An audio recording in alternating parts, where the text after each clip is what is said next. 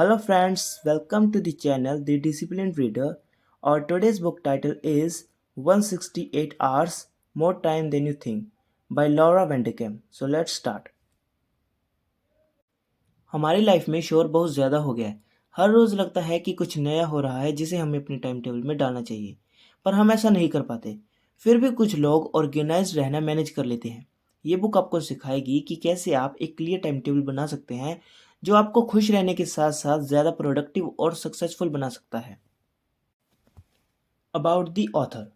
Laura वेंडकैम एक author, speaker, writer और podcast host हैं। उन्होंने टाइम मैनेजमेंट और प्रोडक्टिविटी पर बहुत सारे बुक्स लिखे हैं। उनके article the New York Times, the Wall Street Journal और भी दूसरी जगहों में छपे हैं। लॉरा के TED talk how to gain control of your free time को 5 मिलियन से भी ज़्यादा बार देखा गया है। अपने बिजी स्केड्यूल के बावजूद वे अपने हस्बैंड और अपने 5 बच्चों के साथ क्वालिटी टाइम स्पेंड करती हैं। इंट्रोडक्शन। क्या आप बहुत सारी जिम्मेदारियों को एक साथ निभा रहे हैं और आपको अपनी लाइफ का कंट्रोल वापस चाहिए? क्या आप थक गए हैं और आपको ब्रेक चाहिए? क्या आपकी टू डू लिस्ट में इतने सारे काम हैं कि आप सांस तक नहीं ले पा रहे? तो हम आपको बताएंगे कि कैसे आप इन सब को मैनेज कर सकते हैं। हो सकता है कि आपको लगे कि आप उस हद तक बिजी हो गए हैं जहां आपको अपना काम, फैमिली या पर्सनल लाइफ के बीच चुनना पड़ता है। पर अगर आपको इनमें से किसी को चूज करने की ज़रूरत ही ना पड़े तो?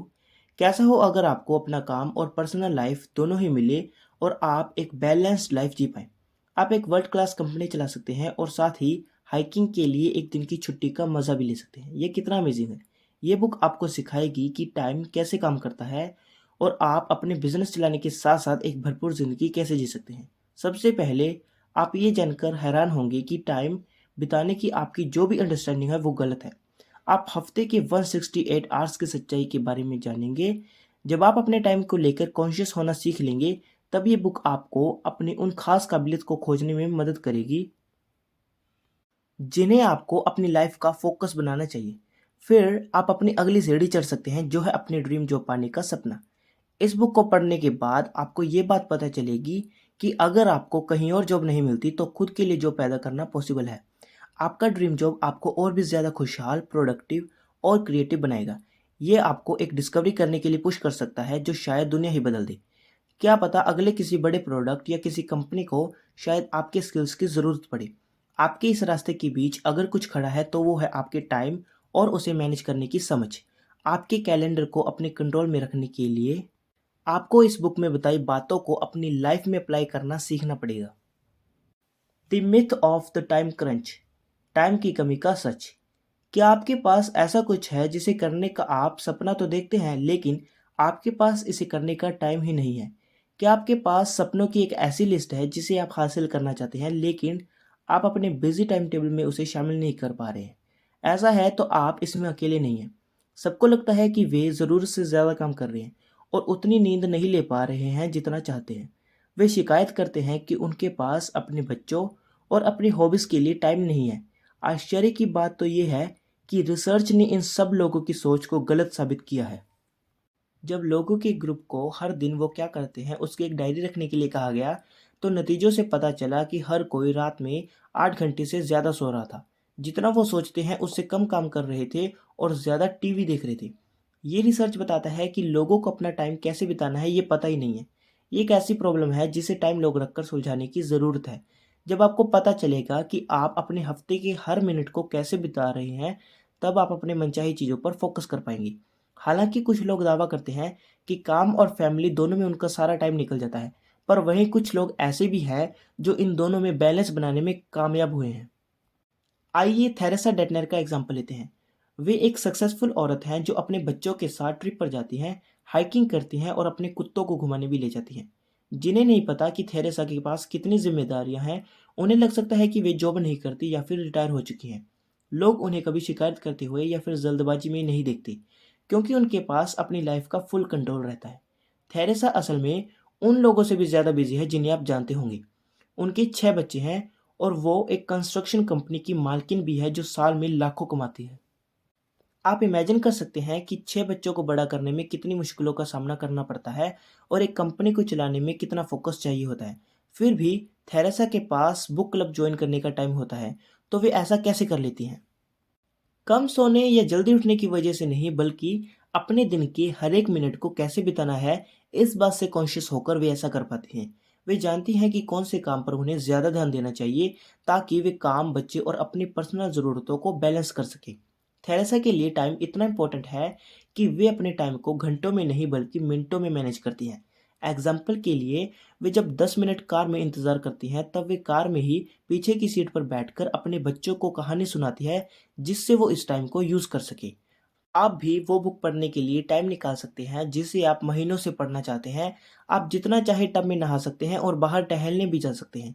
बस आपको ये देखना है कि आप अपना सारा टाइम कहाँ लगा रहे हैं, और फिर अपनी इच्छाओं को फिट करने के लिए उसमें थोड़ा चेंज ला सकते हैं। जब आप अपना फोकस उन चीज़ों में लगाएंगे जो आपके लिए सबसे ज़रूरी है, तब आपके पास उतना फ्री टाइम होगा जितना आप चाहेंगे। योर कोर कॉम्पिटेंसीज, आपकी सबसे बड़ी काबिलियत। जब हम अपनी लाइफ को डिफाइन करते हैं तो पाते हैं कि ये हमारे रोज़मर्रा के कामों का एक कलेक्शन है। इनमें से कुछ काम तो बहुत ही ज़रूरी हैं, जैसे कि सांस लेना, और कुछ काम ऑप्शनल हैं, जैसे कि एक हॉबी या शौक। हम जो भी काम चुनते हैं वो हमारी जिम्मेदारी होती है, और हम कैसे अपने दिन के हर एक मिनट को बिताते हैं उस पर हमारा ध्यान रहना चाहिए। आपकी सबसे बड़ी काबिलियत वो काम है जिसे आप औरों के मुकाबले सबसे बेहतर कर सकते हैं। अगर आपको अपनी वो बड़ी काबिलियत मिल जाए, तो आपको इन्हीं कामों में अपना फोकस रखना चाहिए और बाकी के कामों को छोड़ देना चाहिए। आप एक आसान सी एक्टिविटी करके अपनी सबसे बड़ी काबिलियत को खोज सकते हैं।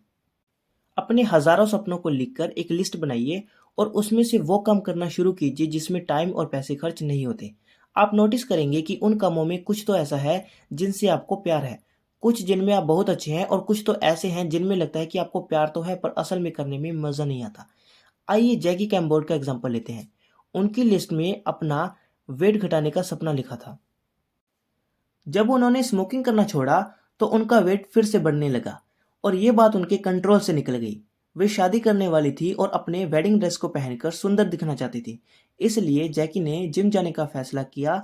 सबसे पहले जो टेस्ट था वो था जैकी का अपने फिटनेस क्लास में सबके सामने वेट मापना। वहाँ के इंस्ट्रक्टर ने जैकी से कहा कि उन्हें क्लास ज्वाइन करने से पहले अपना वेट कम करना होगा। ये एक बहुत बुरा एक्सपीरियंस तो था, पर इससे वो पीछे नहीं हटी। जैकी ने जिम जाना शुरू किया और वहाँ तब तक रोज़ कार्डियो एक्सरसाइज की जब तक कि उनका वेट फिटनेस क्लास ज्वाइन करने लायक नहीं हुआ। जैकी को आगे बढ़ने में न सिर्फ उनके मजबूत इरादों ने, बल्कि इस बात ने भी मदद की कि उसे वर्कआउट करना और लोगों के साथ रहना कितना पसंद था। उसे वहाँ का माहौल पसंद था। जैकी ने अपने इंस्ट्रक्टर को भी बदल दिया और ऐसा इंस्ट्रक्टर रखा जो उन्हें अच्छे से समझ सके। जल्दी ही उन्होंने अपना 40 पाउंड का वेट घटा लिया और उनको खुद के जिम क्लास को सिखाने का सर्टिफिकेट भी मिल गया। जब उन्होंने अपनी क्लास को सिखाना शुरू किया, तो पाया कि वे लोगों को वर्कआउट करवाने में बहुत अच्छी थी, क्योंकि वे खुद भी कभी ज़्यादा वेट की थी। इसीलिए वे लोगों को बेहतर समझती थी जो उस साइज़ के थे, जो कभी उनका भी साइज होता था। जल्दी ही जैकी ने डांस कोरियोग्राफी की कोशिश की और वे भी उसे बहुत पसंद आया। अब जैकी ने अपनी बड़ी काबिलियत के बारे में जाना, और अब वे आगे बढ़कर अपना खुद का जिम खोलने का सपना पूरा कर सकती थी। कुछ सालों बाद जैकी ने अपना सपना पूरा किया। वो था एक छोटा सा जिम जिसमें एक ही क्लास होती थी, पर जैकी बहुत ही अच्छा कर रही थी। जैकी अब खुद को पूरा महसूस करती थी। उनके ओवरवेट होने के बैकग्राउंड ने उनको सब साइज के लोगों से डील करने में मदद की, और जल्दी ही वो अपने इन बड़ी काबिलियतों के कारण मशहूर हो गई। अब जैकी के पास 6 टीचर्स वाला अपना एक जिम है, और उनका एक डीवीडी भी रिलीज हुआ जिसका टाइटल था real world yoga, real people with real bodies. आप भी जैकी के जैसे बन सकते हैं और वो काम करके फेमस हो सकते हैं जिस काम से आपको बहुत प्यार है। बस आप वैसा काम ढूंढिए जिसमें आप बेस्ट हैं। The right job. बहुत सारे लोग ऐसी कंपनियों में काम करते हुए अपनी पूरी ज़िंदगी लगा देते हैं जो उन्हें पसंद ही नहीं है, और ऐसा काम करते हैं जिससे वो नफरत करते हैं। सही जॉब चुनना उतना ही ज़रूरी है जितना अपना हस्बैंड या वाइफ चुनना। अगर आप वो काम नहीं करते जिससे आपको प्यार है, या ऐसा काम करते हैं जो आपको पसंद नहीं है, तो आप हमेशा थक के हारे ही घर लौटेंगे। सही जॉब के लिए काम करने से आप ज़्यादा खुश, मोटिवेटेड और ज़्यादा क्रिएटिव होंगे। सही जॉब वही है जो आपको फ्रीडम ऑफ चॉइस देता है, आपको चैलेंज करता है, अच्छा टीम वर्क और सपोर्ट देता है। आपको अपना जॉब छोड़ना नहीं है, बस अभी के जॉब में बदलाव लाना है ताकि आपके पास अपना कुछ शुरू करने के लिए पैसे जमा हो सके। सही जॉब चुनने के लिए अपने सपनों की लिस्ट बनाइए। इसमें से आप उन कामों को चुनिए जो आपका ध्यान खींचता है, चैलेंज करता है और आपको खुश करता है। अब आप सोचिए कि इन सब को एक साथ कैसे अपनी अभी के जॉब में शामिल कर सकते हैं। एलन क्रू इसके बहुत बड़े एग्जाम्पल हैं, जिन्होंने अपने ड्रीम जॉब को सच्चाई में बदला। वे एक गांव में बड़े हुए थे और बचपन से ही मशीन उड़ाने का सपना देखते थे। एक वक्त था जब एलन ने बांस के डंडों और डक्ट टेप से हैंड ग्लाइडर यानी कि बिना इंजन का हवाई जहाज बनाया।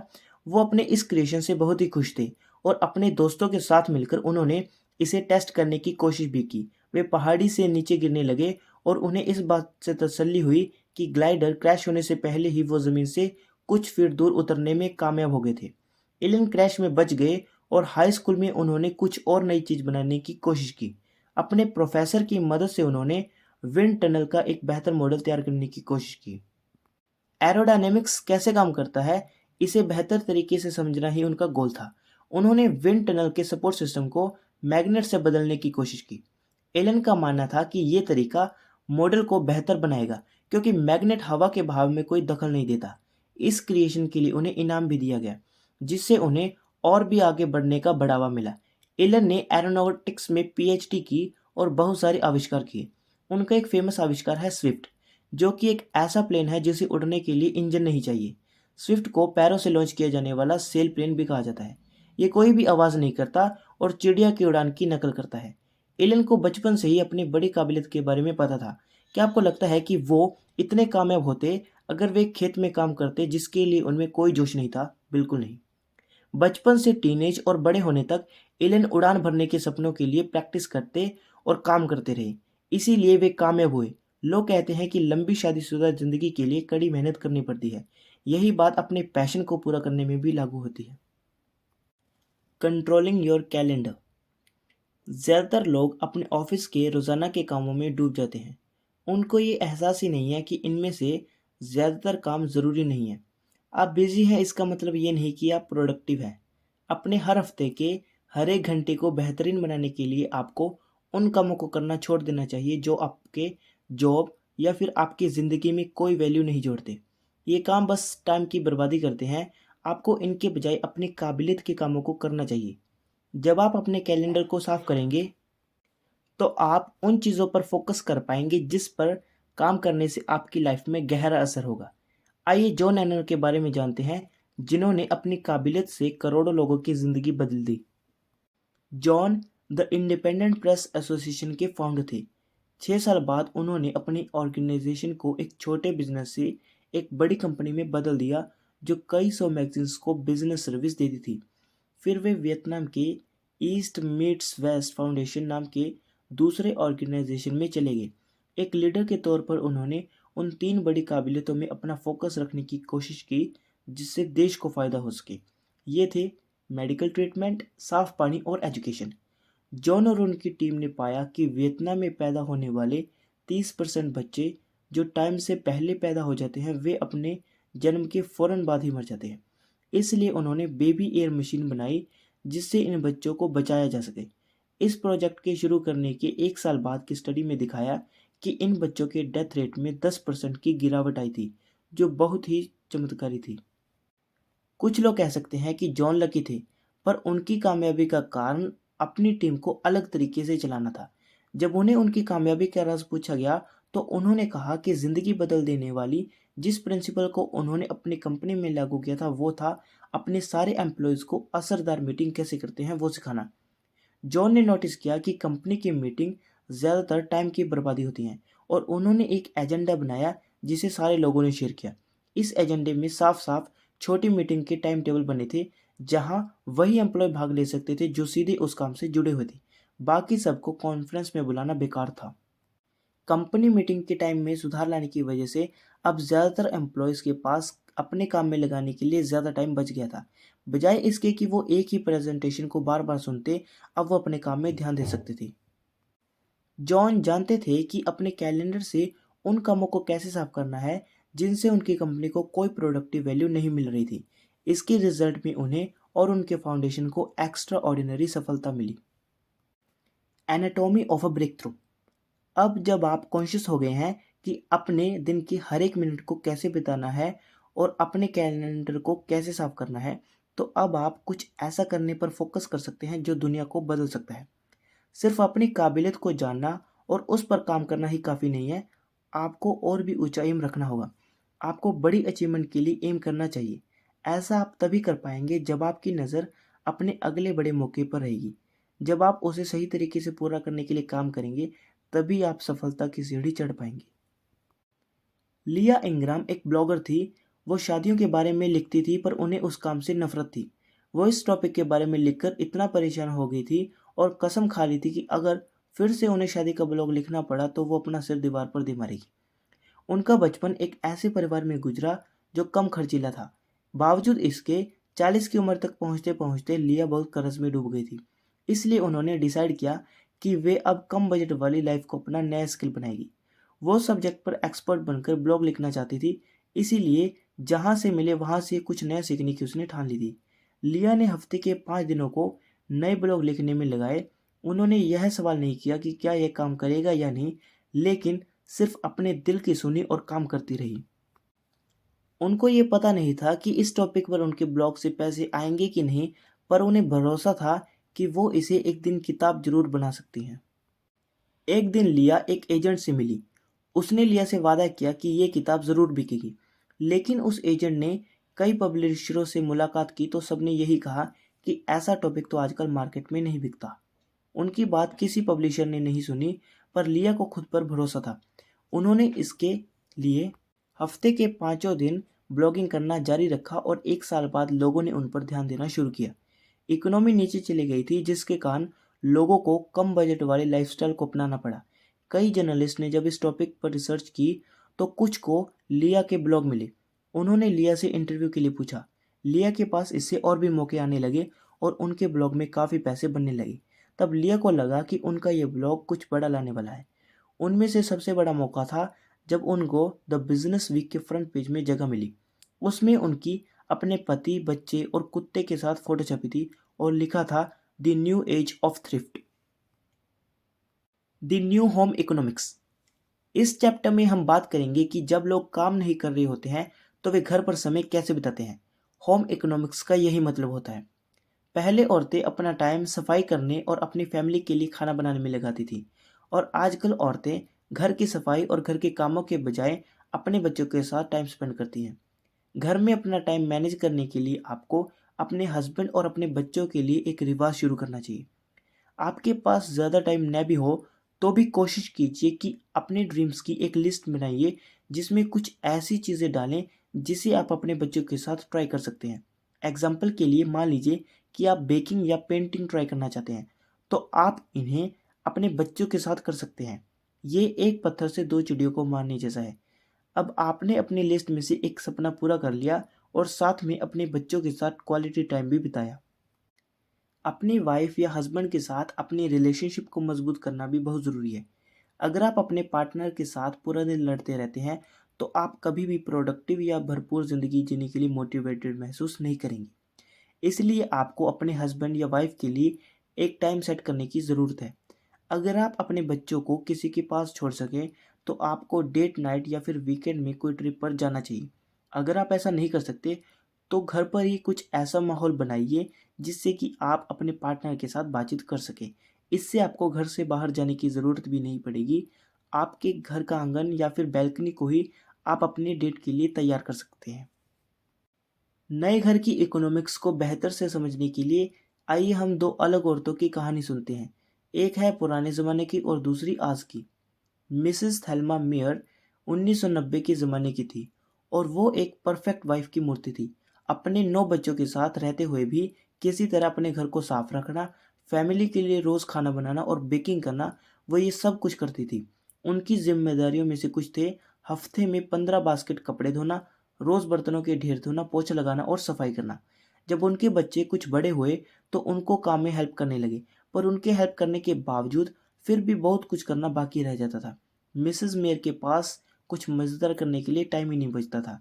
जब उनके बच्चे सोते थे तो वे सिलाई करती या फिर अगले वक्त का खाना बनाने में लग जाती। पुराने ज़माने में औरतें हमेशा अपने बच्चों और घर की देखभाल में ही लगी रहती थी, पर आजकल औरतें दिन भर काम करती हैं और फिर घर आकर दूसरी ज़रूरतों को देखती हैं।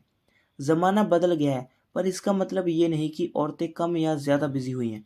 माहौल बदल गया है पर काम में लगने वाले घंटों में कोई फर्क नहीं पड़ा। मॉरिन बेडिस एक मॉडर्न माँ है।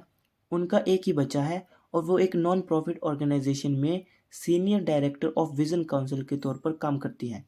सबसे बड़ी बात तो ये थी कि उनके हस्बैंड आर्मी में थे, जिसकी वजह से वो मॉरिन को किसी भी काम में हेल्प नहीं कर सकते थे।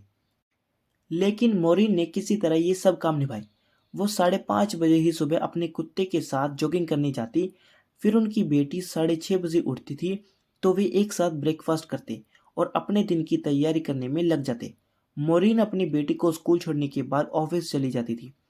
शाम के 5 बजे मॉरिन अपनी बेटी को लेते हुए घर पहुंचकर एक साथ डिनर करती। फिर सब अपने कुत्ते के साथ वॉक के लिए जाते। 7:30 बजे मॉरिन अपनी बेटी को सुला देती और उसके बाद वो आधे घंटे के लिए जितना हो सके साफ सफाई कर लेती थी। फिर वो 9:30 बजे तक अपने ऑफिस के काम करती थी। ये एक वर्किंग माँ के लिए एक परफेक्ट टाइम टेबल है। मॉरिन को 8 घंटे सोने के लिए मिल जाता था। हालांकि वे काफ़ी बिजी है, पर फिर भी अपने बच्चे के लिए, एक्सरसाइज करने के लिए, साफ सफाई के लिए और अपने ऑर्गेनाइजेशन के प्रोडक्ट्स के लिए टाइम निकाल ही लेती थी। तो इन सब बातों से हम कंक्लूड कर सकते हैं कि नए घर के इकोनॉमिक्स में बदलाव के साथ दुनिया बदल गई है। हमारे रोज़ के काम बढ़ गए हैं और लगता है कि अपनी फैमिली के लिए और मज़े करने के लिए हमारे पास टाइम ही नहीं है। डिमांडिंग जॉब और एक से ज़्यादा बच्चे होना हर किसी के लिए प्रॉब्लम नहीं होता। कुछ लोग मैनेज करके अपना काम चला लेते हैं। ये बुक उनके जैसे लोगों की स्टडी पर बनी है, जिसमें ये बताया गया है कि कैसे कुछ लोग सब कुछ मैनेज कर लेते हैं और कुछ नहीं कर पाते। इस बुक में आपने टाइम लॉग रखना सीखा, जिससे आपको एहसास होता रहे कि आप किस तरह से अपना टाइम बिता रहे हैं। आपने ये भी सीखा कि हर दिन आप जो काम कर रहे हैं उसे जानने से आपको अपने कैलेंडर को साफ करने में मदद मिलती है और आप सिर्फ वही चीज़ें रख सकते हैं जो आपकी प्रोडक्टिविटी के लिए सबसे ज़्यादा मायने रखते हैं। इसके साथ ही इस बुक ने आपको खुद को बेहतर समझने में मदद की। आपने जाना कि आपकी अपनी लाइफ की सबसे बड़ी काबिलियत कौन सी है और उन्हें आप कैसे अपनी बड़ी कामयाबी में बदल सकते हैं। अपने टाइम को ट्रैक करें, अपने कैलेंडर को हल्का करें और अपने फोकस को उन चीज़ों पर रखें जो आपके लिए मायने रखते हैं, और फिर आप एक परफेक्ट बैलेंस्ड लाइफ जी सकेंगे। फाइनली हम इस बुक समरी के एंड तक पहुंच गए हैं, एंड थैंक यू जो आपने इस बुक समरी को पूरा सुना। अगर आपको ये बुक समरी अच्छी लगी हो तो प्लीज़ इस वीडियो को लाइक और शेयर ज़रूर करें और इस चैनल को सब्सक्राइब करें ताकि आने वाले वीडियोस की नोटिफिकेशन आपको सबसे पहले मिल सके।